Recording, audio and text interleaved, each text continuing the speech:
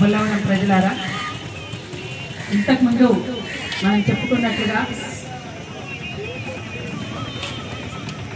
గత నెల 14వ తేదీన మొత్తంగా ఆంధ్రప్రదేశ్లో జన చైతన్య యాత్ర మొదలై సీమ చాటింపు యాత్ర వరకు ఇక్కడి వరకు కదిలి వచ్చింది. ఆంధ్రప్రదేశ్లో విభజన హామీల నుండి మొదలుకొని ప్రాంతీయ ప్రజాస్వామ్యంలో మనకు జరిగినటువంటి ఎక్కడెక్కడ ఏ ఇబ్బందులు ఎదురైనాయో ఒక్క మాటలో చెప్పాలంటే డాక్టర్ బిఆర్ అంబేద్కర్ చెప్పినట్లు ఆర్థిక ప్రజాస్వామ్యం, రాజకీయ ప్రజాస్వామ్యం, సామాజిక ప్రజాస్వామ్యం ఇదెట్లయితే తన భావనని మన ముందుంచిందో అట్లనే ఇక్కడ ఒక ప్రాంతీయ ప్రజాస్వామ్యాన్ని 1937లోనే శ్రీబాగు ఒప్పందం అనేటువంటిది ముందుకొచ్చి ఇప్పటి వరకు అమలు కానటువంటి పరిస్థితిలో ఇంకా సీమ ప్రజలు పోరాడుతూనే ఉన్నారు.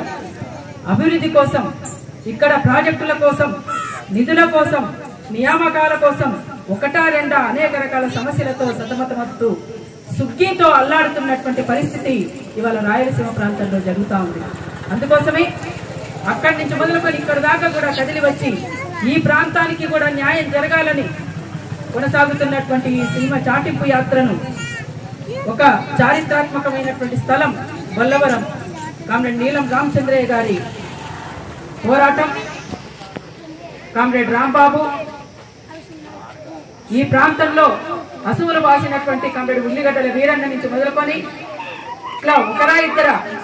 అనేక మంది అమరుల త్యాగాల చాళ్ళున్నాయి, వాళ్ళ